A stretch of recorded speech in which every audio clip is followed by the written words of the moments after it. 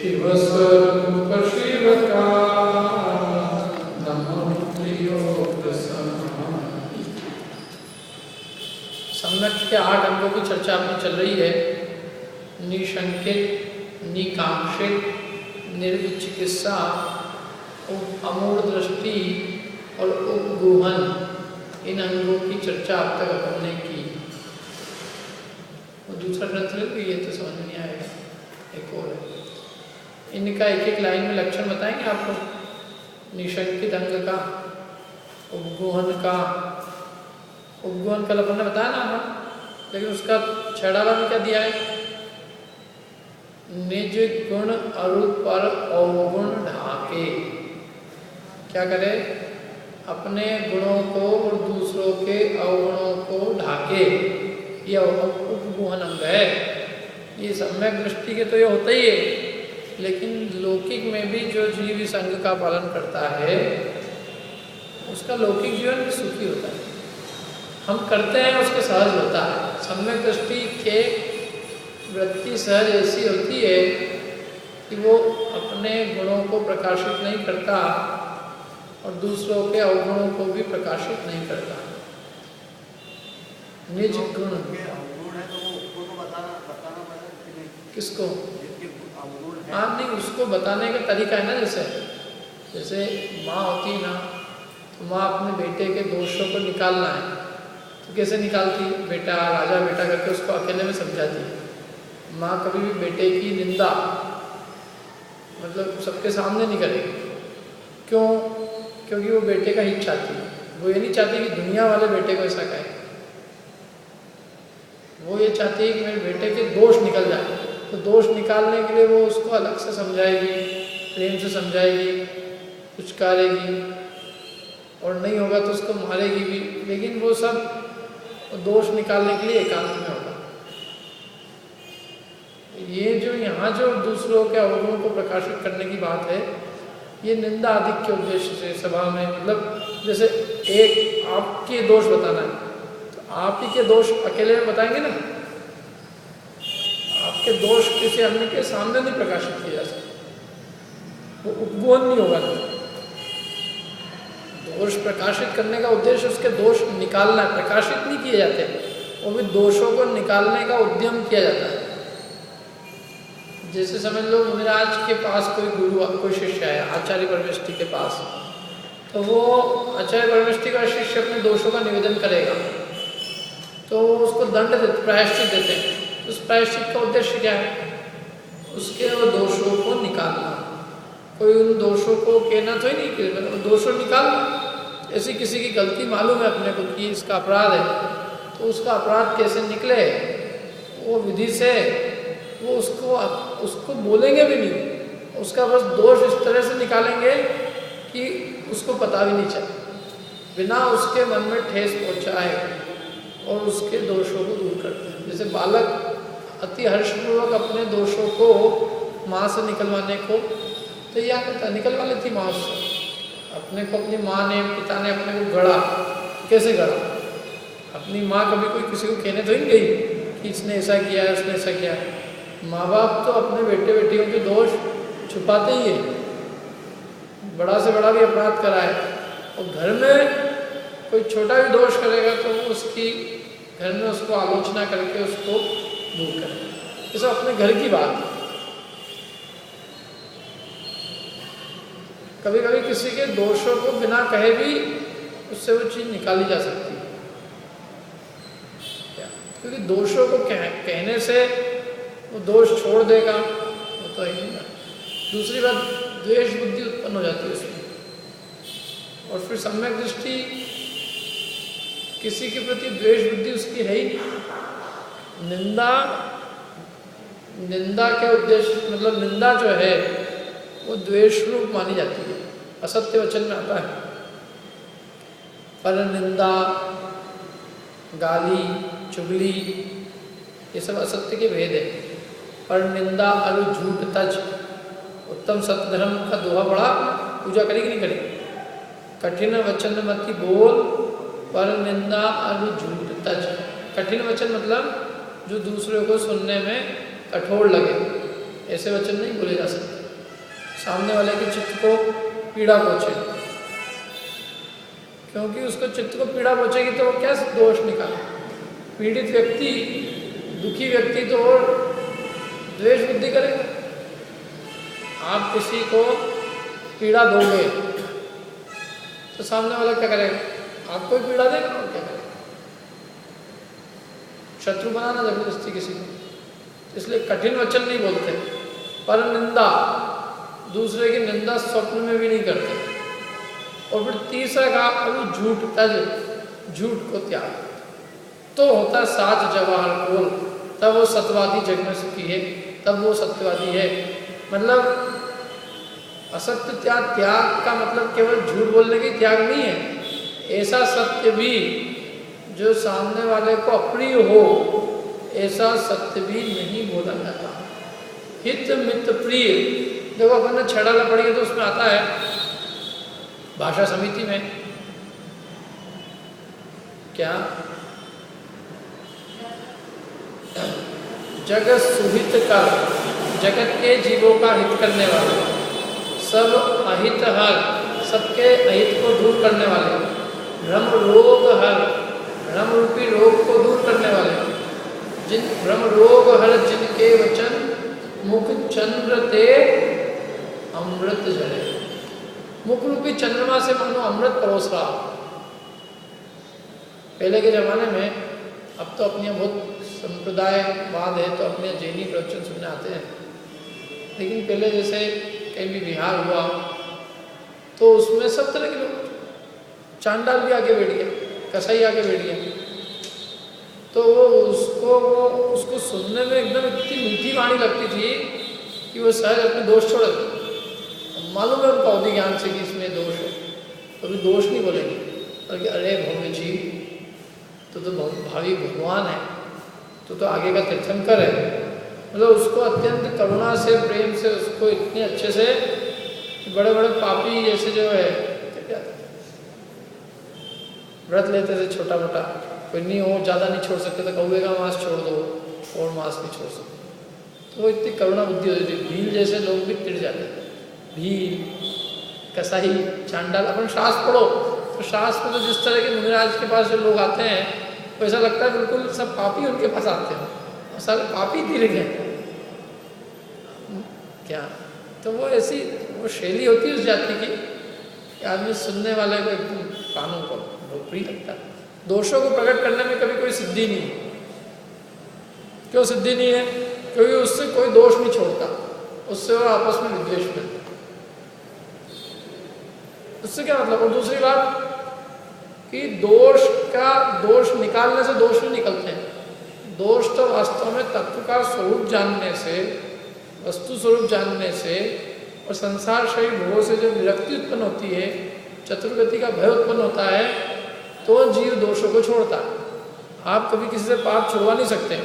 यदि उसको सचमुच अंदर में संसार शरीर भोगों से विरक्ति होगी तो वो छोड़ेगा। बाकी ऐसे तो आप किसी से छुड़ा लो तो कह देगा, जैसे मैं कभी किसी के आहार लेने जाऊँ उनको, भैया बिना रात के भोजन के हम आहार नहीं लेंगे। ठीक है साहब, मैं रात का भोजन नहीं करूँगा, अभी तो करोगे ना आप, बाकी तो बाद में हम निपट लेंगे जो करना है। तो वो उससे ऐसे तो नहीं छुड़वाया जा सकता। उसका तरीका क्या है? उसको दोष बताया जाए कि रात्रि भोजन के दोष, मतलब कोई भी चीज़ किसी से छुड़वानी है वो उसके दिमाग से छूटनी चाहिए। आप जबरदस्ती किसी की चीज़ नहीं छुड़वा सकते। ऐसे दोषों का निवेदन करके हम उसके दोष नहीं छुड़वा सकते। उससे तो और सामने वाले के मन में क्लेश, आकुलता, दुख, क्षोभ होगा। और दूसरी बात, अपने को अपना ठेका तो ही नहीं है। अब जिनवाणी तो वस्तु का स्वरूप बताती है। अभी अपन यहाँ बैठे हैं, अभी अपन एक एक के दोष बताएं कि ये तो छोड़ेगा क्या? उसका उपाय क्या है? भाई वस्तु स्वरूप ये है, भगवान जिनेंद्र की वाणी ये, भगवान जिनेंद्र ने कहा है, फिर आपको जो जचे वो करो। लेकिन यहाँ तो ये लिखा, अपन पोस्टमैन, इससे ज़्यादा अपनी औकात नहीं। पोस्टमैन मतलब भगवान जिनेंद्र की जो वाणी है अपन उसको बता सकते हैं। अपन कोई उसके रचयिता नहीं, करता नहीं, अपना तो इतना ही काम है जो यहाँ लिखा है वो पढ़ के सुना दें। यदि इसके अलावा दूसरा काम करें तो फिर गद्दी अपन ने गद्दी अपने लिए है ही, क्योंकि अपन ग्रंथ के करता ही नहीं, मूल ग्रंथ करता सर्वज्ञ देव है, उनकी वाणों के अनुसार जो अन्य गणधर देव कहलाएंगे। तो हम यहाँ जिनवाणी वाँचने बैठे हैं। क्या करने बैठे हैं? जिनवाणी वाँचने। हम जो बात सुनाएंगे वो किसकी सुनाएंगे? जिनेंद्र भगवान की वाणी सुनाएंगे, हम अपनी वाणी नहीं सुनाएंगे। ये अधिकार ही नहीं हमको। वही क्या हमारे को अधिकार जो मिला है वो भगवान जिनेंद्र की वाणी सुनाने का। यहाँ लिखा है, जो पढ़ सकते हैं। भाई इतना ही है, कोई चीज़ समझ में नहीं आ रही होगी, एक लाइन को समझा लेंगे, सामने वाले को समझ में आ जाए, और दूसरे को सुनाएंगे, साथ में अपन भी उसका आनंद ले लेंगे। इतना का बाकी अपन क्या लोग हैं?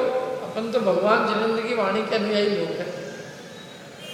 अपन यहाँ जिनवाणी की स्तुति करते हैं ना, तो अपन किसको सुनने बैठे हैं? जिनवाणी को। वक्ता को सुनने नहीं बैठे। वक्ता यदि अपनी कहेगा तो हम कहेंगे यहाँ से उड़ जाओ, क्योंकि हम तुम्हारी थोड़ी सुन रहे हैं। हम यहाँ जो आए वो इसके कारण आए हैं। यहाँ जो ढोक दी है वो इसको दी गई है, वक्ता को नहीं है। वक्ता की क्या है? वक्ता की बखत ही क्या है? वक्ता तो ये सुना रहा है जब तक, तब तक उसकी बखत है। जिस दिन उसने ये सुनाना बंद कर दिया, लोग कहेंगे यहाँ से उतर जाओ, किसी और को सुनवा देंगे। क्या? क्योंकि जो जिसको जो ड्यूटी दी है वो ड्यूटी करो। समझ में? तो अपन तो समझे इसलिए उपगुहन है। और आगे इसके अलावा ऐसे ही नहीं, 4 और है। देखो, स्तुतिकरण। स्तुतिकरण में भी क्या है? माने कोई व्यक्ति समझ लो, हम किसी के दोष उजागर करते हैं तो उससे 4 सम्यक के अंगों का घात होता है। एक तो उपगुहन का घात होता है, दूसरा स्तुतिकरण का। स्तुतिकरण का क्या है? देखो क्या निज गुण अरूप और अवगुण ढाके वा निज धर्म दिपावे, कामादिक कर रसचे चिगते निज पर को सुदृढ़ा। कामादिक समझ लो, कोई का स्त्री के प्रति राग चला गया, पर स्त्री सेवन करने लग गया, अब धर्म से च्युत हो गया। अब क्या करे उसको?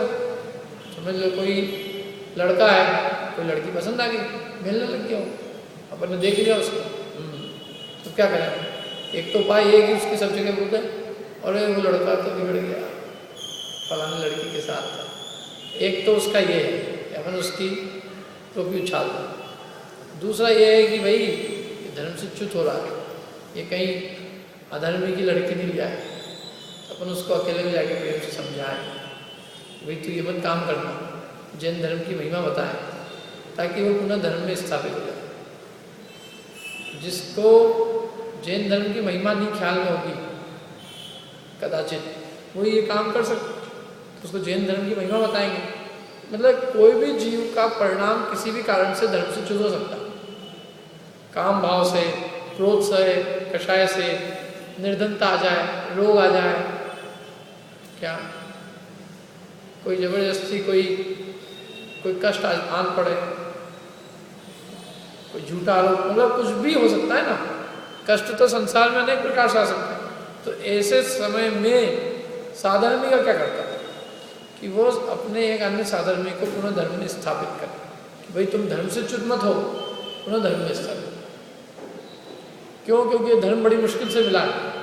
आपको मालूम, सीता जी ने रामचंद्र जी को एक ही संदेश सुनाया था। मालूम क्या संदेश? किसको मालूम? सीता ने रामचंद्र जी से कहा कि देखो ये दुनिया तो गडरिया है। गडरिया मतलब भेड़े होती ना, भेड़ चाल है। ये दुनिया को विवेक नहीं है, तो तुमने दुनिया के कहने से मेरे को तो छोड़ दिया, कोई बात नहीं, लेकिन तुम दुनिया के कहने से धर्म मत छोड़ देना, क्योंकि मेरे को छोड़ा तो इसी भाव में दुखी हो गए, और धर्म को छोड़ने से भाव में दुखी। इसलिए मेरे को,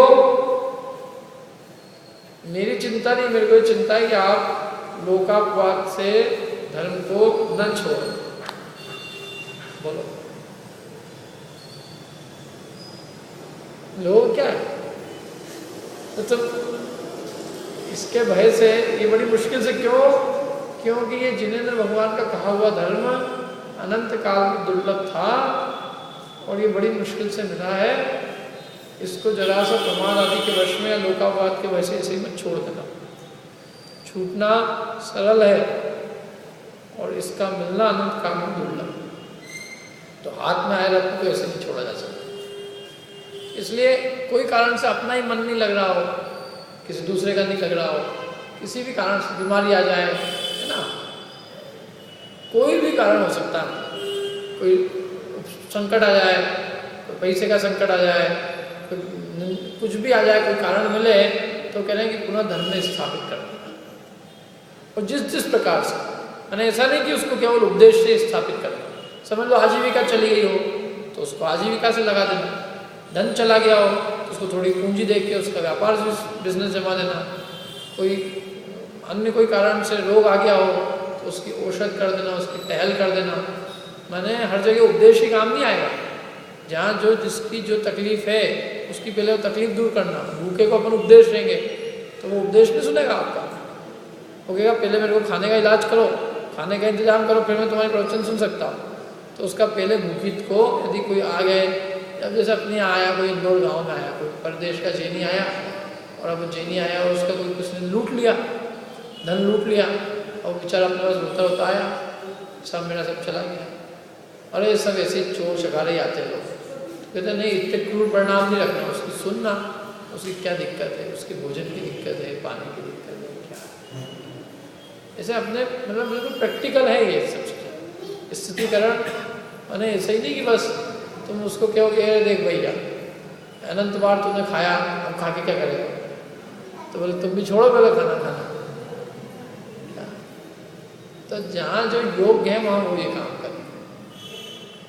बहुत मतलब देखो इसमें इसके अलावा एक वात्सल्य अंग है, साधन के प्रति ऐसा वात्सल्य होना चाहिए जैसे कि अपने परिवार का एक हिस्सा है।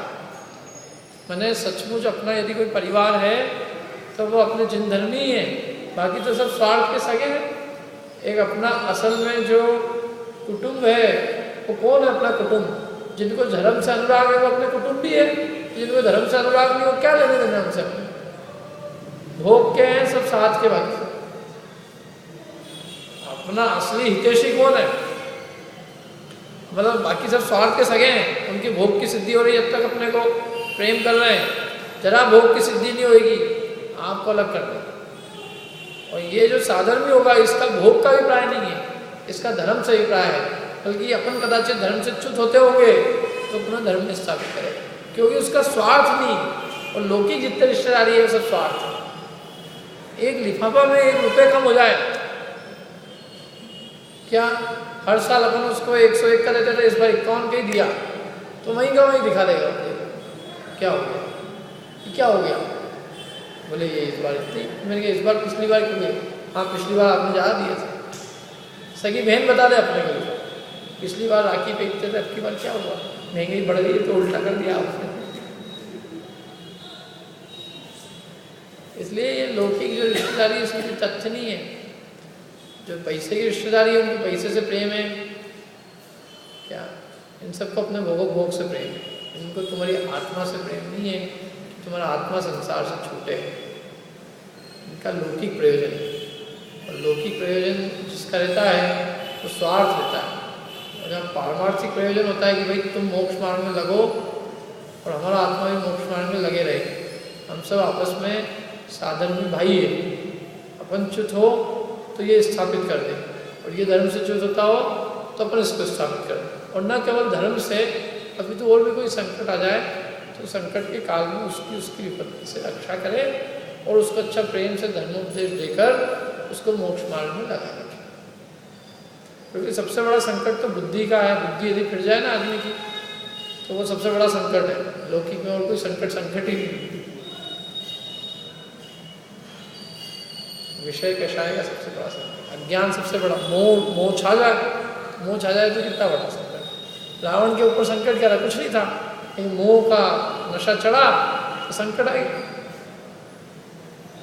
अपना ज्ञान जब तक ठिकाना है तब तक कोई संकट नहीं है, एक कौड़ी भी नहीं हो जेब में। लेकिन यदि तत्वज्ञान है दिमाग में, कोई दुखी नहीं कर सकता। और भले ही सब कुछ और तत्वज्ञान ही नहीं है तो कुछ भी कर ले, वो कुछ भी कर करके उठा काम करके दुखी होएगी, है कि नहीं। तो इसलिए धर्मी से गो बच्च प्रीति सबका, गाय का बछड़ा, गाय अपने बछड़े से जैसे प्रेम करती है ऐसा प्रेम गाय और बछड़े का उदाहरण दिया, आदमियों का उदाहरण नहीं दिया कि माँ अपने बेटे से जैसा प्यार करती है, क्योंकि माँ और बेटे का मनुष्य गति में जो प्यार है वो स्वार्थ का है, और गाय अपने बछड़े से प्यार करती है तो बिना स्वार्थी करती है। उसको ये नहीं है कि बछड़ा मेरे को रिटायरमेंट, जब मैं रिटायर हो जाऊंगा तो ये मेरे को खिलाएगा पिलाएगा, ये क्या उसको कुछ उद्देश्य उससे कि कमा के खूब खिलाएगा, बेटा बुढ़ापे में मेरी सेवा करना। कोई गाय ने कहा किसी बछड़े से, लेकिन फिर भी गाय उसको बहुत प्रेम से पालती है। गाय का बछड़े को, गाय के बछड़े से गाय को बहुत प्रेम होता है, और वो गाय का बछड़ा भी आप देखना, कभी गाय का बछड़ा तड़पता है एकदम, जब दूध पीना होता है ना ऐसा भागता हो, बीच में कोई आ जाए तो मर जाए। मैंने देखा सचमुच, वो गाय भी बिल्कुल ऐसा इतना अद्वितीय स्नेह, एक बछड़े को नगर निगम वाले पकड़ के बांध के ले जाए, उत्क्रूरता से उसके हाथ पैर बांधे, कहानी में भरा, तो वो गाय भागी, तो उन्होंने देखा जिसने ड्राइवर ने फटाक से गाड़ी बढ़ाई, तो गाय फिर पूरी ताकत लगा के भागती रही 2 किलोमीटर तक। रास्ते में गाड़ी आ रही है, वो आ रही है, टकरा रही है, कुछ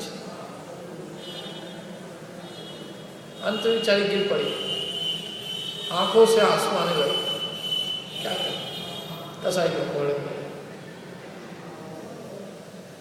ये हिरनी भी होती है, ऐसी हिरनी होती है ना, हिरनी अपने बच्चे के पीछे शेर के पीछे पास चली जाती है, जाती है मृगपति के आगे, प्रेम रंग में हुई लगी,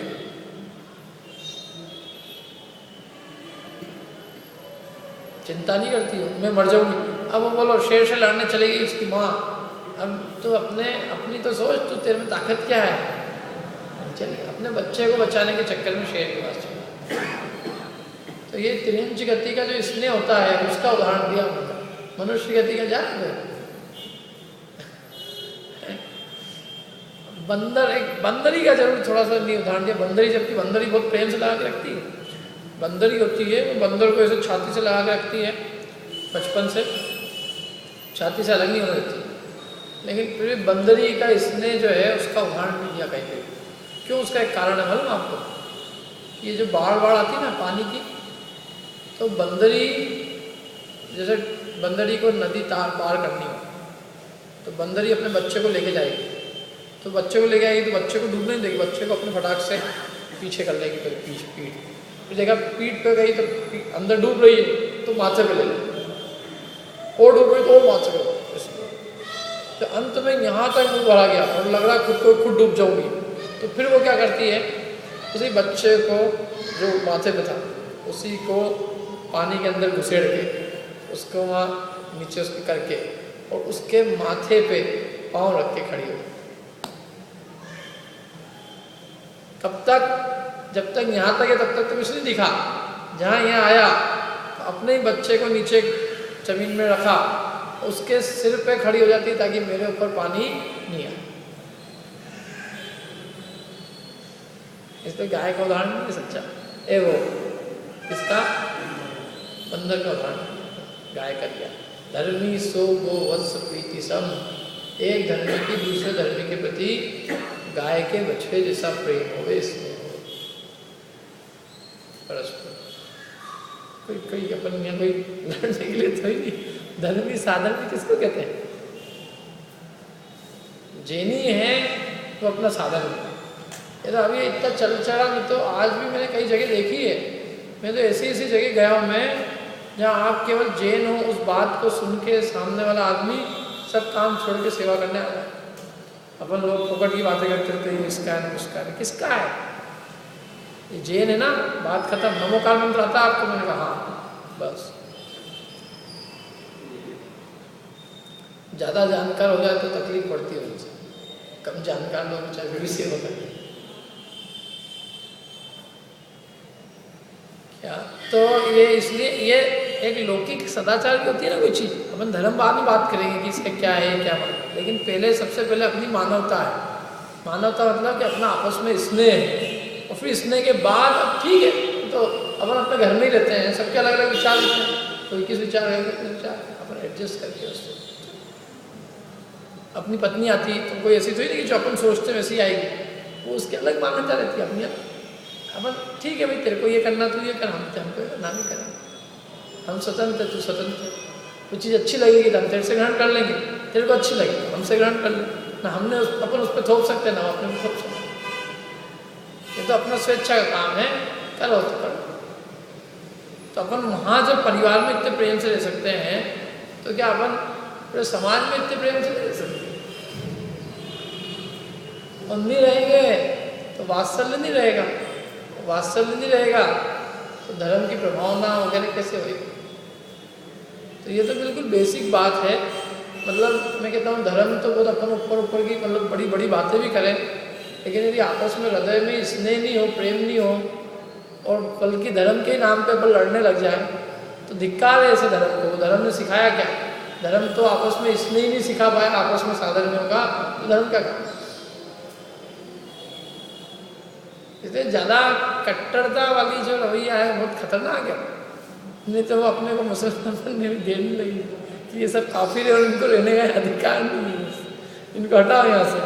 तो उससे सिद्धि क्या होगी? परस्पर में एक दूसरे के गुण ग्रहण करे, अच्छी चीज़ ग्रहण करे। अपन दुकान पे माल लेने गए, पसंद नहीं ले ली, नहीं पसंद नहीं छोड़ दी। कोई उसकी दुकान को हटाओ यहाँ से, ये करो, वो क्या सही हो बात? करते कि नहीं करते? लौकिक में कितने चतुर है, कितनी व्यवस्थित रीति से अपन काम करते, चलती जिंदगी। नहीं तो आप जगह जगह करने लग जाओ उठा पटक तो नहीं चलेगी। इसलिए 19वीं थोड़ी हो तो उसको सहन करके और मूल अपना जो प्रयोजन है तत्व ज्ञान का ऊपर हो। दूसरी बात यह है कि अपना श्रद्धान अपने साथ में है। आप ये जो एक्टिविटी है, क्रियाएँ हैं, इनमें ज़्यादा उलझो तो इनको उलझना ही उलझना है। एक वेदी वाला दूसरी वेदी को दूसरी वेदी में जो पूजा करता है वो उसको समझता है कि इसको कुछ नहीं आता। हर वेदी वाला अपनी जो पूजा की विधि होता है वो उसकी विधि को समझता है कि मेरी विधि सबसे बढ़िया है, तो बाकी तो इसको जो नहीं कर रहा है वो सब गलत है। वो सबको पापी समझता है और अपने आप को धर्मात्मा मानता है। और उन एक्टिविटी में अपन चले जाओ ज़्यादा कि नहीं ये पहले सही है तो 10 जने करें, ये क्यों नहीं सही है? तो इसलिए उसमें कोई तथ्य नहीं है।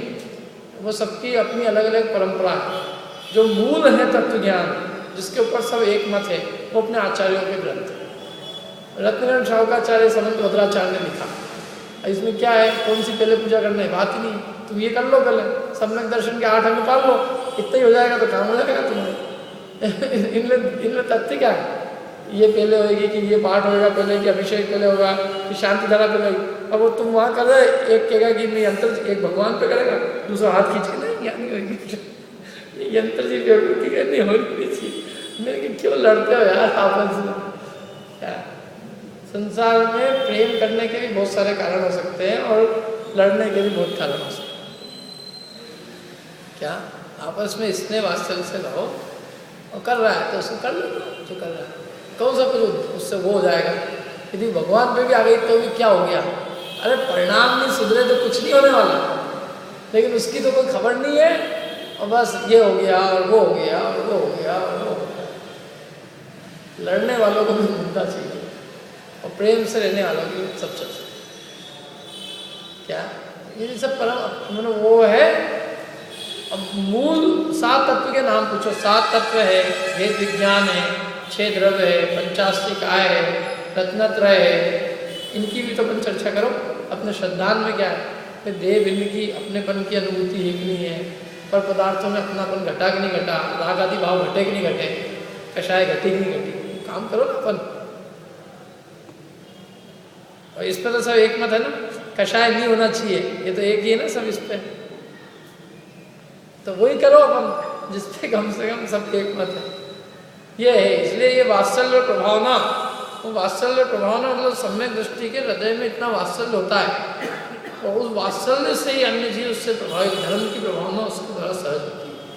धर्म की प्रभावना मतलब वो फिर वो है जिन धर्म बढ़ावे, कामा धर्मी सो गो वच्च व्यक्ति सब कर निज धर्म बढ़ावे। अपने जिन्हें भगवान के धर्म को बढ़ाने का काम करता, कैसे बढ़ाएगा? जिस प्रकार से, दान से, पूजा से, ज्ञान से, विद्या से, इन सब से जिन धर्म की प्रभाव, ये व्यवहार धर्म की प्रभाव। और निश्चय में अपने आप में रत्नत्रय को प्रकट करना, ये निश्चय धर्म प्रभाव। स्वयं तो हो रत्नत्रयधारी, स्वयं नहीं होगा तो दूसरों में कैसे प्रभाव न करे। क्या मेरे को सबको पानी पिलाना है और खुद का ही घड़ा खाली है, तो मैं क्या पानी पिलाऊंगा? पहले मेरा घड़ा भरा जाए, और जब मेरे घड़े में समाए नहीं तो वो दूसरों के काम आए तो अच्छा है। इसलिए पहले स्वयं अपने में सम्यक दर्शन ज्ञान शायद प्रकट करे। जब अपने में रत्नत्रय प्रकट होगा तो अपने आप अब जो अपना बचा है वो दूसरे, समझ में आए ना। आज हर आदमी को जैन धर्म की प्रभावना करनी है, लेकिन सबसे पूछो तो सबको दूसरों के लिए करनी है, खुद के अंदर किसी की प्रभावना नहीं करनी। तो मैं कहता हूँ पहले अपन स्वयं समझे कि जैन धर्म किसका नाम है। क्या हम जो समझ रहे हैं कहीं ऐसा तो नहीं कि उसका नाम वो जैन धर्म, उसका वो नाम ही नहीं है, जैन धर्म तो कुछ और ही कह रहा है, और हम समझ रहे हैं 2-4 चीज़ों का नाम जैन धर्म। तो पहले जैन धर्म की किताबें खोल के देखें, पढ़ें, और भगवान की वाणी में, जिनवाणी में जिन धर्म की प्रभावना की विधि क्या बताई है, प्रभावना भी करना है तो उसकी क्या विधि है, पहले विधि समझें, उस विधि के अनुसार करें तो सब सच्चा है। और जिनवाणी की बिना बुक के अपन अपनी मर्जी से करेंगे तो कुछ न कुछ दोष लगे बिना मिलेगा। तो ये सम्यक का 8 अंग है। सम्यक दृष्टि इनको पालता नहीं है, सम्यक दृष्टि के पलते हैं अपने आप। भाई जब अंदर में उसकी भेद विज्ञान हो गया तो तत्व के प्रति शंका नहीं होगी, भोगों की कांक्षा नहीं होगी, ग्लानि का भाव मिट जाएगा, किसी के दोष प्रकट करने का उसका स्वभाव ही नहीं होगा। धर्मी को धर्म से च्युत होते हुए देखकर धर्म में स्थापित करेगा, मूर्खता की दृष्टि नहीं होगी, और वात्सल्य होगा सादर में। एक बात बताओ, एक शराबी को शराबी से कितनी प्रीति होती है, जबकि वो तो शराबी, जब उसको उसमें इतना रस है शराब में और शराबी से रस है, तो क्या इसमें रसिया को इसके रसिया से प्रीति नहीं होगी? मैं तो कहता हूँ जो एक आदमी मंदिर भी आया है तो मंदिर में आने वाला भी अपने को साधारण में दिखे और अपने को उसके प्रति वात्सल्य भाव। अरे साहब मंदिर आते हैं लोग कुछ करते नहीं, मैंने कहा मंदिर तो आ रहा है, उतना तो कर रहा है, जो उसके गुण है वो देखो, ये क्या देख रहे हो कि ये कर रहे।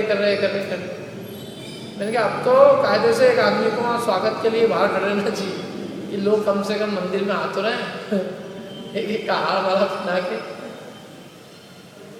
क्या ये बहुत व्यापक बुद्धि होना जरूरी है। दोष देखने से कुछ नहीं होने वाला। ये ऐसे क्या होगा, सिद्धि क्या होगी? कच्चा मटेरियल तो वही है। मेरे को एक बार एक जन ने कहा अरे साहब क्या है सब जानते कुछ नहीं। मैंने कहा देखो यहाँ जितने बैठने वाले हैं ना, सब पहले वहीं आए थे, तुम भी पहले वहीं आए थे, जब वहाँ आए थे तब यहाँ आए हो, तुम आज उनके दोष कह रहे हो, पहले अपन भी वहीं थे, अभी अपन भी वही काम करते थे, अपने को पढ़ लिया अपन ने, तो अपन भी करो ये गलत, इससे कुछ नहीं होगा। मैंने कहा उसको प्रेम समझाओ, वो नहीं समझता तो छोड़। लेकिन अपन उसके अपने को कोई अधिकार नहीं है कि अपन उसको कहो कि ऐसा है ऐसा है। मैंने कहा इस काल में तो जो जितना कर रहा है उसकी सराहना करो, क्योंकि लोग तो ऐसे पाप में लीन है, आप में डूबे हैं। इसमें इस काल में जो जैसा भी जितना भी धर्म करे बढ़िया, क्या वो पूरी उंगली को सही करने के चक्कर में और वो हाथ ही कटने लग जाए तो क्या फायदा? क्या अपन तो बहुत अच्छा चाहते हैं, लेकिन उसके चक्कर में सब कुछ जितना उतना भी चला जाए तो क्या सिद्धि? देखो अब इसमें आप निकालो, वो अंग कल पढ़ा था ना, स्थितिकरण अंग पढ़ते हैं अपन। देखो पेज नंबर 32, ये ढूंढारी भाषा में समझ में आ रहा है आप लोग?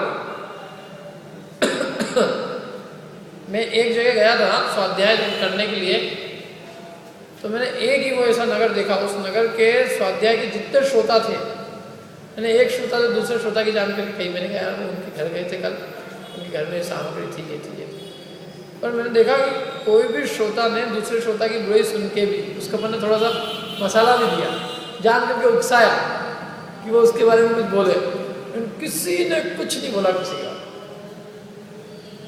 एक एक आदमी से पूरी कोशिश करी मैंने कहा बोले सही। मेरे को पहले दिन ऐसा लगा कि यहाँ पे लोगों ने एक दूसरे के बारे में बोलता नहीं, तो मैंने परीक्षा की थोड़ी जानकारी। मैंने कहा कि सचमुच देखते हैं, तो देखा तो नहीं उन्होंने, तो बल्कि हर आदमी ने कहा हमारे यहाँ कोई दोष हो तो बता देना, हमारे घर में हमारे परिवार में। सामने वाले को तो वो सुनने को ही तैयार नहीं था। मैंने कहा यहाँ की जो सभा का जो वक्ता है बहुत बढ़िया है।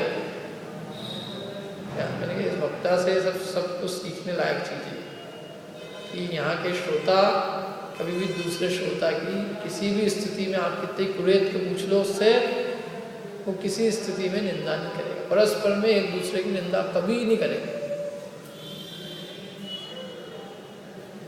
कितनी कर लो आप, सब वो ऐसा है ऐसा है, उसके मुंह से उसकी बुराई नहीं निकलेगी।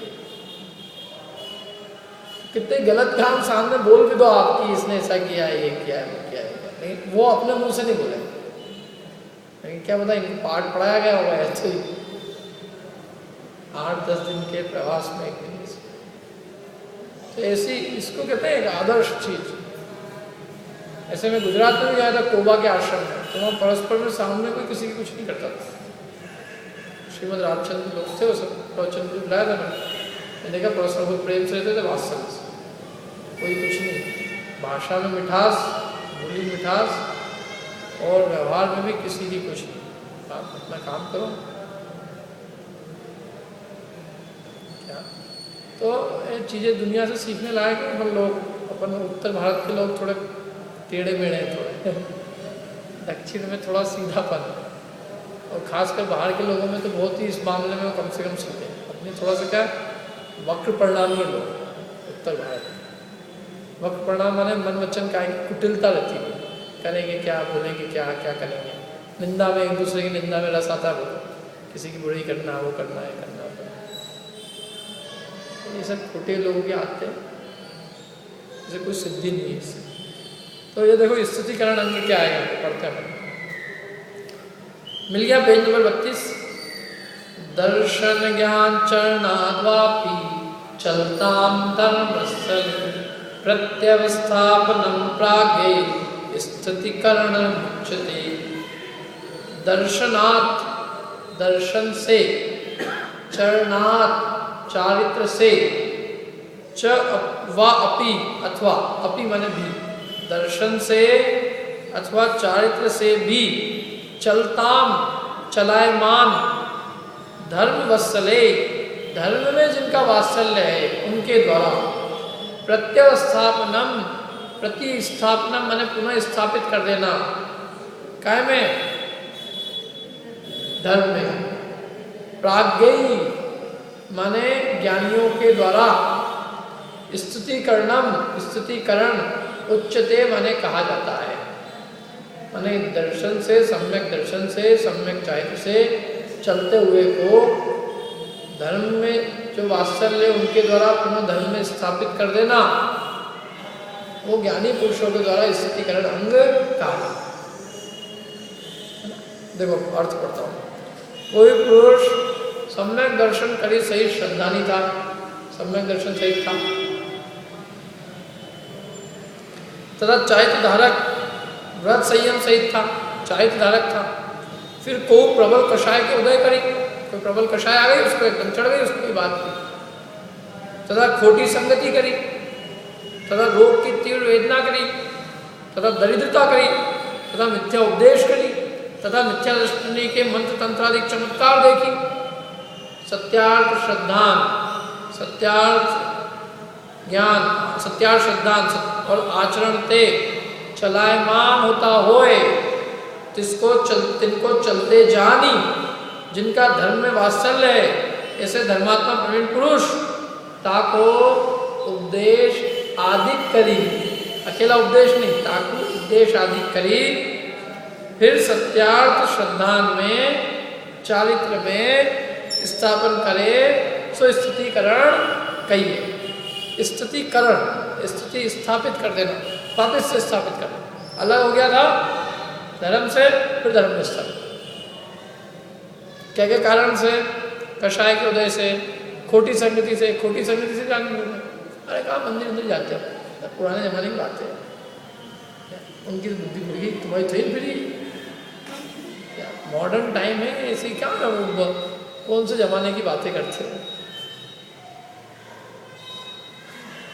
क्या ऐसी बातें करते लोग।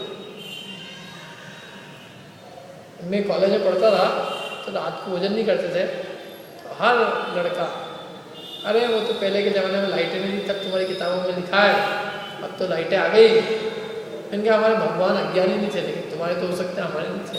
उनको 3 लोग 3 काल का ज्ञान था, तो उनको लाइट भी देखी थी उन्होंने अपने ज्ञान में कि हाँ लाइट आने वाली पंचम काल, फिर भी उन्होंने बात कही है ये तो कहते कि जब लाइट आ जाए तब के लिए नहीं, तुम्हारे भगवान जरूर अज्ञानी थे। तो एक आदमी गुस्सा है, हमारे भगवान अज्ञानी कैसे?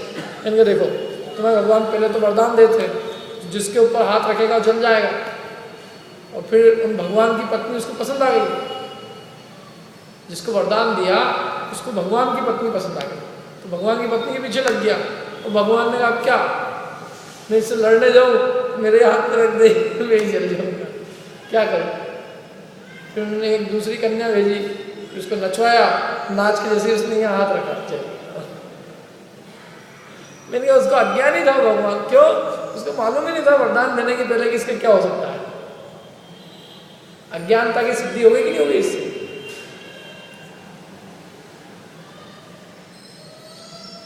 ऐसे अपने यहाँ तो नहीं है ना, ऐसी कहानियां। भगवान के ऊपर कोई गया, भगवान ने जाओ तथास्तु, अपन मतलब तो तथास्तु जो है ऐसा अपने कोई चीज़ ही नहीं हो किसी को वर देते हो ये। तो इसलिए ये जो बात यहाँ लिखी है वो काल से प्रभावित नहीं होती, लेकिन लोगों की खोटी संगति होती है, तो लोग छोड़ देते हैं, कितने नियम छोड़ देते हैं। अच्छा खासा रात्रि भोजन नहीं करता था, गया, जो संगति ऐसी मिली, खाने लगी मद्य, मांस, मधु, रात्रि भोजन, जमीकन, ये सब। देखो अपने परिवारों का तो संस्कार ही नहीं ऐसे। किसी भी जैनी परिवार में मांस खाने के संस्कार नहीं, किसी जैनी परिवार में शराब पीने के संस्कार नहीं, फिर भी इतने सब जैनी पीने लग गए, खाने लग गए। उसका कारण क्या? संगति। कॉलेज में गए, संगति वैसी नहीं, ऐसे है ही ना, ऐसे सारे लोग अपन देखते हैं कॉलेज में कैसे कैसे लोग रहते हैं। सब अजैन लोग आते हैं, उसमें SC ST सब तरह के लोग आते हैं, तो सब खाते पीते सब करते हो, तो वो उनकी संगति में अपन भी नीच हीन पुरुषों जैसा आचरण करने लग जाते हैं। तो इसलिए वो संगति से भी जो है धर्म से चलायमान हो सकता है। और रोग की तीव्र वेदना करी, रोग की तीव्र वेदना से तो बहुत जल्दी उसको मतलब रात बिरात कुछ भी, भैया पानी लाओ, खाना दे दो, रात को खाना मांगने लग जाता है। क्या वो तो कोई संभालने वाला नहीं हो, भैया दे दो इनको बेचारों को, कितनी वेदना है, दे दो। अच्छा बुढ़ापे में भी कभी बुद्धि गिर जाती है, उसे समय पता नहीं चलता है, रात बिरात कभी मेरे को तो खाना खाना। तो वो जो घर वाले हो, यदि धर्मात्मा हो तो ठीक है, और नहीं धर्मात्मा हो तो वो उसको भ्रष्ट किए बिना नहीं रहते, खा लो जो खाना हो। तो इसलिए ये सब चीज़ें बहुत ध्यान की, संगति अच्छी रखना हमेशा। कहावत है, खोटी संगति से ऐसा कोई दोष नहीं जो अपने में नहीं आ सकता, और अच्छी संगति से ऐसा कोई गुण नहीं है जो अपने में नहीं आ सकता। जागी जैसी संगति, गुलाब के फूल की संगति होगी तो गुलाब सुगंधित होगा, बदबू में रहेगा, दुर्गंधित हो जाएगा। रोग की वेदना करी, थोड़ा दरिद्रता करी, कभी पैसा आदमी के पास चले जाए तो भी बहुत करने लग जाएगा। सब जगह सब जो कुछ मतलब धर्म से उसका जो है धर्म से च्युत हो जाता, काई का भी धंधा करना चालू कर दे, मध्य मास मधु बेचने लग जाए, पान की दुकान को क्या। तो इसलिए बहुत उसको समझाए कि भाई देख अपने लायक नहीं है, अपने कुल के लायक काम नहीं है, तेरे यदि पैसा नहीं है तो हम सहायता कर देते हैं, लेकिन ये काम मत चालू कर। ये सब चीज़ें हैं, ये बिल्कुल ये शास्त्र जो एकदम प्रैक्टिकल चीज़ सिखाता है। अपना धन यदि किसी साधर्मी के काम आ जाए तो अपने धन का सदुपयोग हो गया, समझ लो। अपनी जिंदगी में अपन ने पैसे जो कमाया उसका सदुपयोग, और अपन ने भले लाखों रुपए की बोली ले ली, वो काम आया क्या जा रहा है कुछ पता ही, सिद्धि क्या होगी क्या। यानी ऐसे भी लोग देखे हैं गांव में जो दिगंबर जैनी बिल्कुल, लेकिन बेचारी का पति मर गया,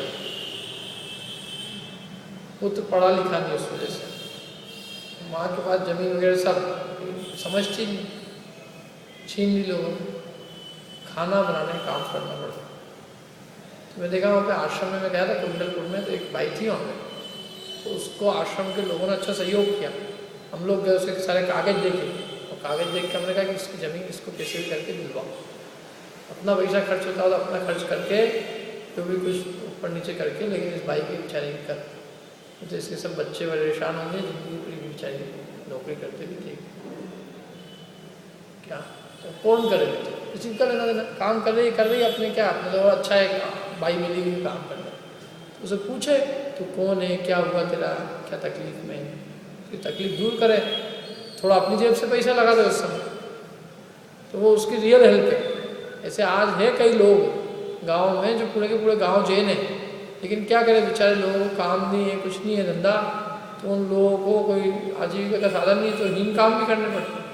तो ऐसे लोगों को देख कर उनको किसी प्रकार से आजीविका से स्थित कर दे, बच्चों की पढ़ाई लिखाई करवा दे, कोई भी व्यवस्थित व्यवस्था कर दे ताकि ये दुखी नहीं, उसको धर्म में स्थापित रखे। नहीं तो वो क्या है, वो धर्म से च्युत हुई, खत्म। भाई उसके बच्चियों को यदि मैं तो कहता हूँ कोई क्रिश्चियन ही ले जाए तो क्या है, क्योंकि हम तुम्हारा सब पालन पोषण करेंगे, सब करेंगे हैं। हाँ बस वो तो ऐसे लोगों की खोज ही करते रहते हैं। तो तुम अपने भाई को नहीं संभाल सकते तो दुनिया तो खड़ी है ना। वो रियल दान है, वो भले ही उसके लिए अपने को यहाँ समाज में प्रतिष्ठा नहीं मिलेगी, लेकिन उससे अपने चित्त को आनंद रहेगा, और उससे कम से कम एक जो धर्म की पीढ़ी खत्म हो जाती, एक परिवार खत्म हो जाता, तो परिवार बराबर धर्म में स्थापित है। उसको पाठशाला में लगा दें, कहीं धर्म की शिक्षा हो रही हो और पढ़ने भेज दें, इतने सारे गुरुकुल है, ये है पढ़ने, ये बच्चा यहाँ पढ़ लेगा, इसका खर्चा हम उठा लें, कम से कम धर्म की पढ़ाई पढ़ ले, और लौकिक में कुछ उसको आजीविका से लगा दे। बाद नहीं भी हो तो भी धर्म की पढ़ाई पढ़ लेगा, व्यवस्थित हो जाएगा योग। तो ये सब चीज़ें ध्यान की है। रियल सेवा जो है वो सच्ची सेवा है, और ये संगमरमर के टाइल्स बदलवाना सब ठीक है, जो ठीक है। आदमी सबसे बड़ी एसेट है, आदमी से बड़ी कोई एसेट नहीं। एक आदमी को आपने सही उसकी सेवा कर दी, तो वो आदमी यदि सचमुच लग गया कभी और उसको कोई बात जम गई और कालांतर में थोड़ी भी उसकी अनुकूलता हुई, तो उसका पूरा प्रत्युपकार करेगा वो 100%। तो 1 रुपया 1000 में फल सकता है, मतलब बनियागिरी से भी सोचो तो। और ये तो क्या है 10, 20, 50 साल में, 100 साल में खत्म हो जाएगा। जितनी ज़रूरत है उतनी ठीक है, लेकिन इसको बदलवाते रहो हर 50 साल में, 20 साल में। सब बहुत चमटमाटम होना चाहिए, चमचमाचम। ज़्यादा चमचमाचम रहने दो, चमचमाचम होंगे तो ज़्यादा चमचमाचम सोना चांदी खूब होएगा, तो चोरों की ओर नज़र लग जाएगी। सोने चांदी में किसकी नज़र लगेगी? अभी अपने जो पीतल का है इसको कपड़ा लगा के रखना पड़ता है। यदि ये चांदी का रख दो, इतनी धड़ा हो जाए यहाँ पे काम करने वालों की भी और दर्शन करने वाले। अभी पीतल का उसमें तो तकलीफ हो जाती है। पीतल के ले गए ना, ले गए पीतल का, ले 2 बार पीतल का ले गए।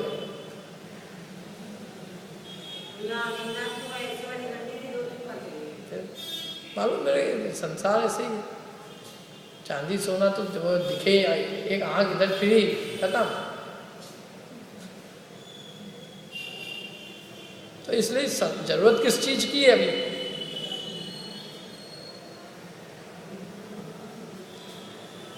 और देखो, दरिद्रता करी तथा मिथ्या उपदेश करी, खोटे उपदेश से, तथा मिथ्या दृष्टि के मंत्र तंत्र आदि चमत्कार देखी, तो मंत्र तंत्र दिखा दे, अपने लोग ही पहुंच जाते, साथ दूध पी लिया वगैरह, ऐसे कभी जाओ भैया जिसके जाना।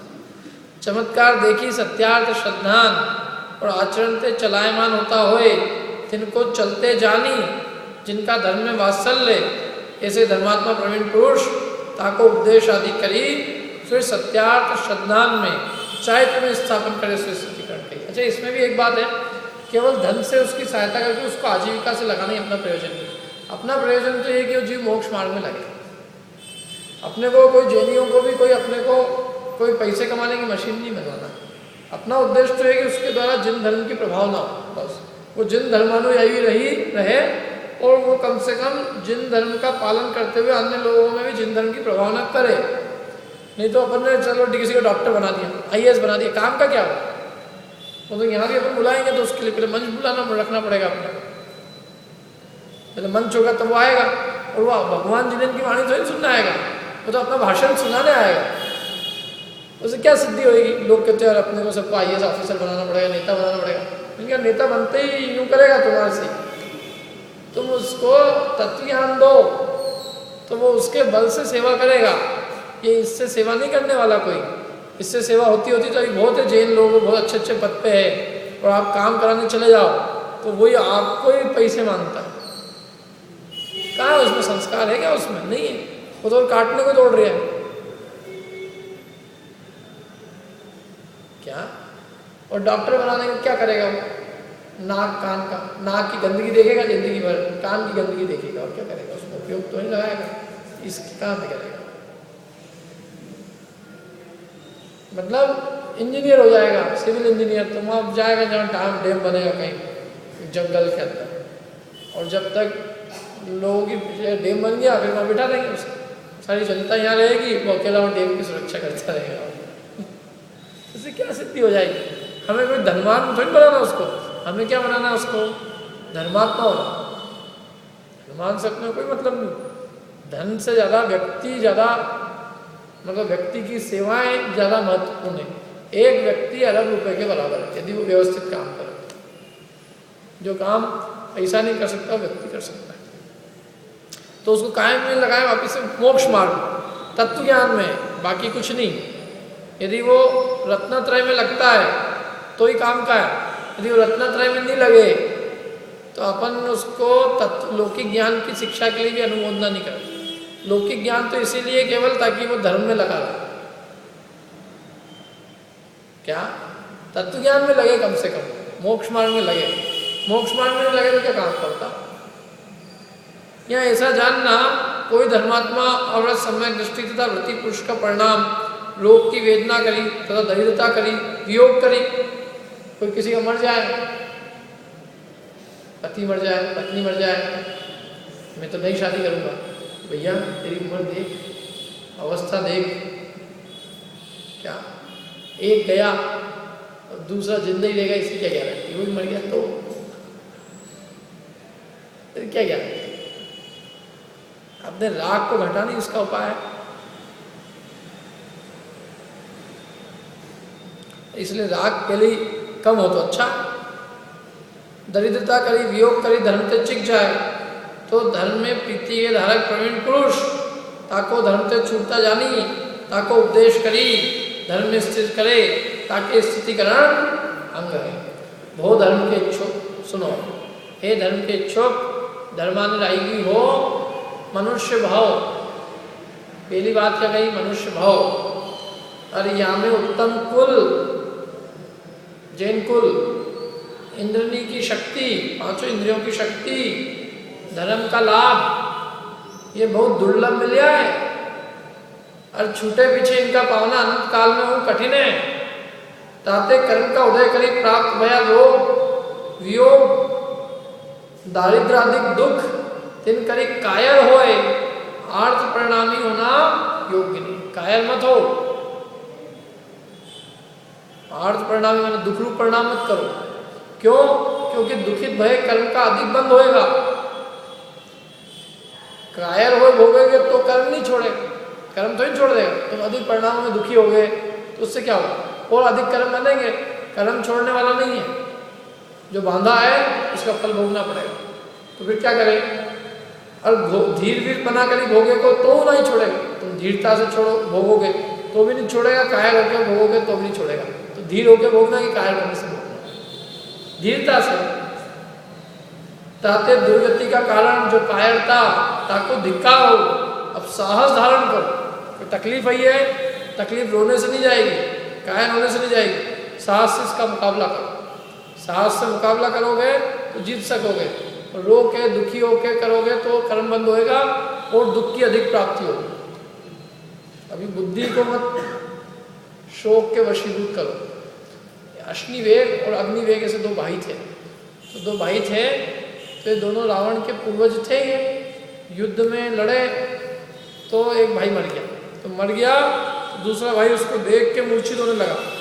तो लोगों ने फटाक से कहा कि तुम इसके शोक के वशीभूत हो गए, तुम भी मरोगे। अब ये तो आने वाला है नहीं, और तुमने अपने को नहीं संभाला तो तुम तो जाओगे ही, ये सारी सेना भी जो तुम्हारे पीछे खड़ी है ये भी मरेगी बेचारी। इसलिए ये अब तुम धैर्य से सहन कर सकते हो तो करो। ऐसे कर्मों की सेना ही है, वो तो अपना पीछा छोड़ने वाली है, जो अपन ने बांधे हैं वो भोगने पड़ेंगे। अब तुम धीरता से सहन करोगे तो जीत पाओगे, साहस से, भेद विज्ञान से, तत्व ज्ञान के बल से। यदि ज्ञान को छोड़ा और शोक ने तुमको आधा दबोचा, शोक रूपी वेरी ने जीत लिया तुमको, जो कुछ है वो भी चला जाएगा। इसलिए शोक के वशीभूत मत हो, कुछ नहीं गया, गया धीरता से वीरता से सहन करो।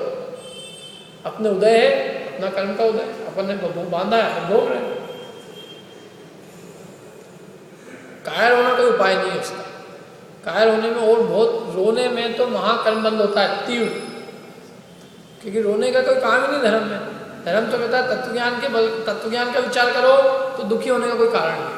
धर्म जो धर्म करे वो दुखी नहीं हो सकता, जो दुखी होता है इसका मतलब वो धर्म कर ही नहीं रहा। धर्म में दुख का क्या काम? धर्म तो कहता जीव जुदा पुद्गल जुदा। अब बताओ काय का दुख है? किसी शरीर में दुख है, लेकिन तेरे में तो है ही नहीं।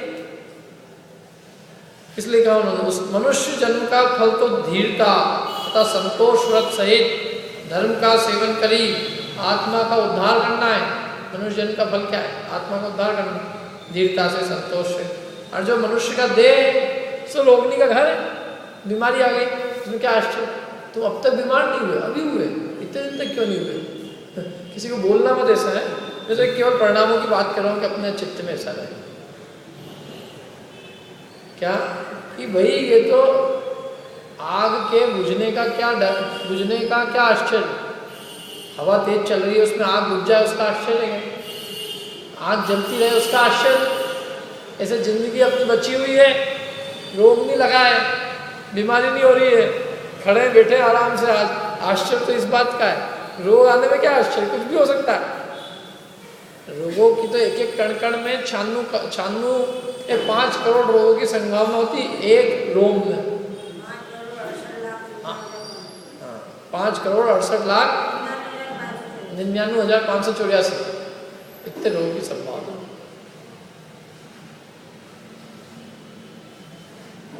तो इसलिए ये तो मनुष्य का देह रोगनी का घर है, इसमें रोग उपजने का क्या आश्चर्य? यहाँ में तो धर्म ही शरण है, और रोग तो उपजेगा ही, रोग तो उपज नहीं है। और संयोग है सो योग करे सही थी है। जो तुम कह रहे हो चला नहीं जाए, चला नहीं जाए, तो कह रहे देखो जो संयोग मिला है तो आज नहीं तो कल जाएगा, जाना तो पक्का। तुम चले जाओगे अब हो जाएगा, ऐसा तो है नहीं। जो भी संयोग है अनंत काल तक रहेंगे, संयोग का वियोग तो निश्चित। और सुनो, कौन कौन पुरुष ने भी दुख नहीं आए? पता कौन पे नहीं आए? अरे बड़े बड़े महापुरुषों पे आ गए। अपन क्या चीज है? अपने पे तो कुछ भी नहीं है। अपने को अपनी पत्नी को जंगल में तो ही छोड़ के आना पड़ रहा है, आना पड़ रहा है किसी को। अपनी सीता शीलवती स्त्री हो गए, उसको जंगल तीर्थ यात्रा के बाद जाओ ना। अपने कोई अपनी पत्नी का कोई हरण करके ले जा रहा है, ना अपने को वनवास मिल रहा है। क्या दुख है? कोई सिर पे सिगड़ी नहीं डाल रहा है, हाथों में कोई लोहे का कंगन नहीं पहना रहा है, कोई शियालनी नहीं खा रही है, शेर नहीं खा रहा है? कोई अपने नगरी जल नहीं रही है, सब कुटुंब भी अपने सामने जल नहीं रहे हैं। कृष्ण जी ने तो अपने कुटुंब भी सब सामने जलते हुए देखे, सारे माता पिता सबको। बताओ, तुम्हारे पिताजी सामने ही सामने जल रहे हो, मम्मी जल रही हो, बच्चे जल रहे हो, कैसा लगेगा? सारा परिवार जो अपने राज्य बसाया, पूरा घर नगर सब अपने सामने जलते हुए देखे, कुछ नहीं कर सकते आप। है कोई दुख इससे बड़ा? और वो किसको? वो भी नारायण को। नारायण कितना पुण्यशाली होता है जिसकी आज लोग भगवान मान के पूजा कर रहे हैं, और उस समय खुद को कितना दुख कि अपने सामने पूरी नगरी को जलता हुआ देखा। क्या कर सकते हैं? कुछ नहीं कर सकते आप चले जाओ, नहीं तो आप भी नहीं बचोगे। अपराध हमने तो ही नहीं किया, अपराध तो उन्होंने किया, उन कुछ कुमारों ने, किसी ने किया हो। लेकिन नगरी तो नियम से जले। जैसे आप सब देख लो, पार्श्वनाथ भगवान के ऊपर कमंडल उत्सर्ग किया, आदिनाथ भगवान को 6 महीने तक हार भी दिन। दुख कौन कौन पे नहीं आए? वही तो कह रहे हैं, कौन कौन पुरुषनी पे दुख नहीं आए हैं। तो तुमने जी कौन दुख है? दुख आएंगे तुम्हारे ऊपर तो इतनी सी जरा से रोने लग जाते हैं। अरे कह रहे हैं तुम महापुरुषों का जीवन चरित्र देखो, है सतियों के चरित्र को देखो, अंजना को छुड़वा दिया जाएगा, छोड़ दो इनको जंगल। तो तुम इतनी सी परिणामों में कायरता मत धारण करो, हे देखो रखो, अपने को जो चीज़ मिली है उसका बहुमान लाओ। जैन कुल मिला है, उत्तम धर्म मिला है, उसकी वृद्धि का उपाय सोचो। इन छोटे छोटे दुखों में अपने परिणाम बिगाड़ने से कोई सिद्धि नहीं, चलती रहती है। तो जब 4 बर्तन है, थोड़े बहुत बचते रहते हैं, थोड़ी बहुत तकलीफ रोग संकट तो आते ही रहते हैं। तो है ही, कोई संसार में सारी अनुकूलता तो किसी को ही नहीं है। तो हम कहाँ सब अनुकूलताओं को इकट्ठा करके सोच रहे हैं हमको आ जाए, किसी को नहीं आने वाला। कोई ना कोई कष्ट संकट तो चलते ही रहता है। कोई देखो, कोई तन दुखी, कोई मन दुखी, कोई धन दुखी, कोई ना कोई चीज़ से दुखी आ रहा। किसी के घर में कलिहारी नारी बेरी सब भाई, कोई पुत्र बिना झूले, कोई होए मरे तो रोवे, कोई खोटी संतति से दुख, किसी के इष्ट वियोगी मिलके, कोई अनिष्ट योगी, कोई दीन है, कोई दरिद्री है। संसार में सुख की खोज करने अज्ञानता है। सारे मेंढक तो एक तराजू में मिलते ही नहीं। धन है, इष्ट संयोग नहीं, इष्ट संयोग है तो धन, इज्जत है, ऐसा मतलब क्या सब चीज तो मिल ही सकती है साथ। क्या करें? जे जे ताते अपना साहस धारण करी, एक धर्म का ही अवलंबन करो। क्या बहुरी जे जे वस्तु उपजे ते समस्त विनाश सही थे। जो देही का वियोग होगा तो अपने अपने कर्म के अधीन उपजे मरे, तिनका हर्ष विषाद करना वृथा बंधन का कारण। अरे जब तुम खुद ही मरोगे तो दूसरे के मरे पे क्या रो रहे हो? तुम खुद ही जाने वाले हो। तुम अपने विचार करो।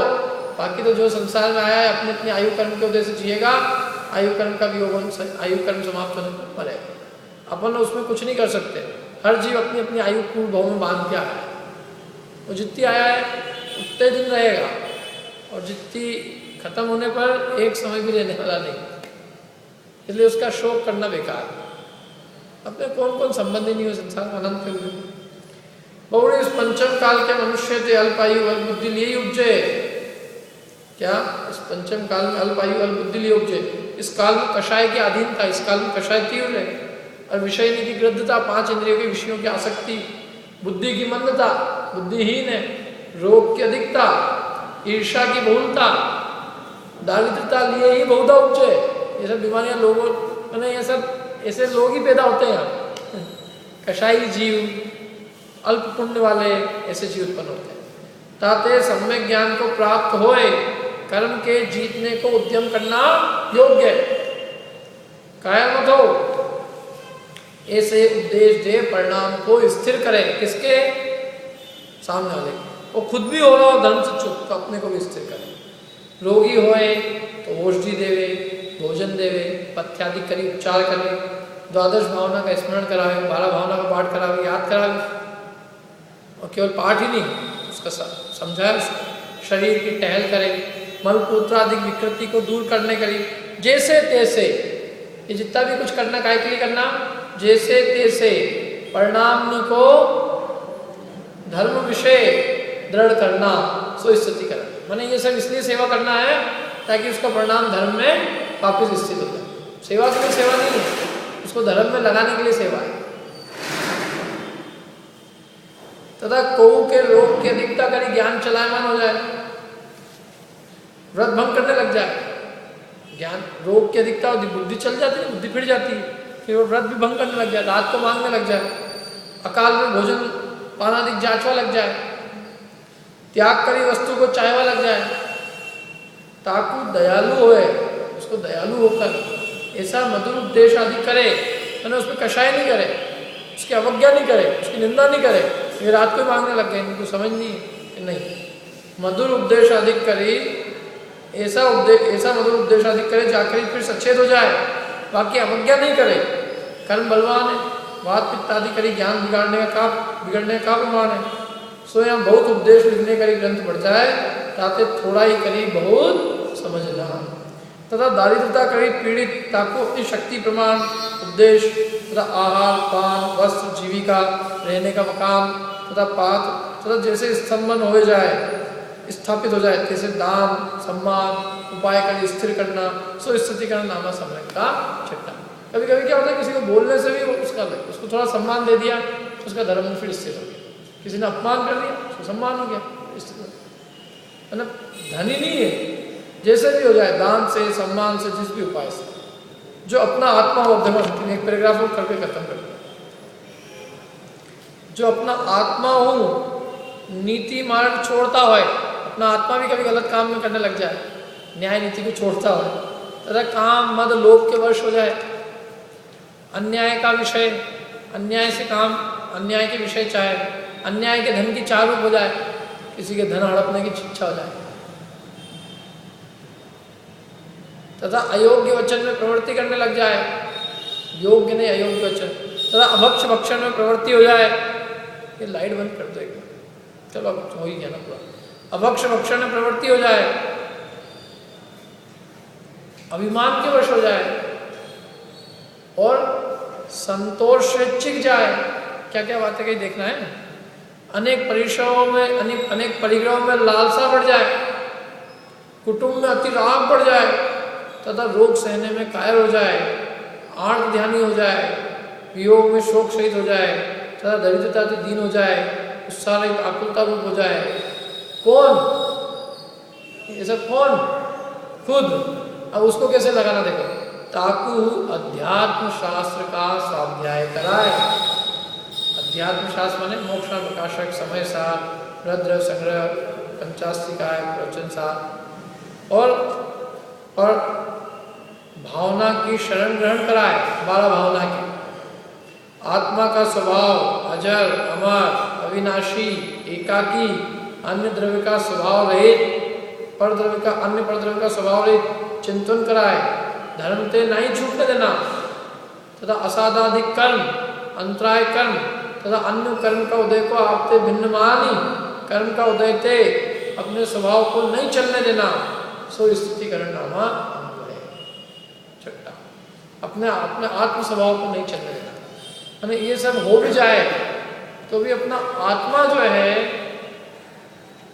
आत्मा अपना च्युत न हो धर्म से, अपना आत्मा ज्ञान स्वभाव से च्युत न हो, अपने आत्मा का ज्ञाता दृष्टा स्वभाव को अपने उसका श्रद्धांत बनाए। समझना है? मैंने आत्म स्वभाव विस्मरण न हो, अपना स्वभाव परद्रव्य से भिन्न अजर अमर अविनाशी, ये उसको बराबर चित्त में बना रहे।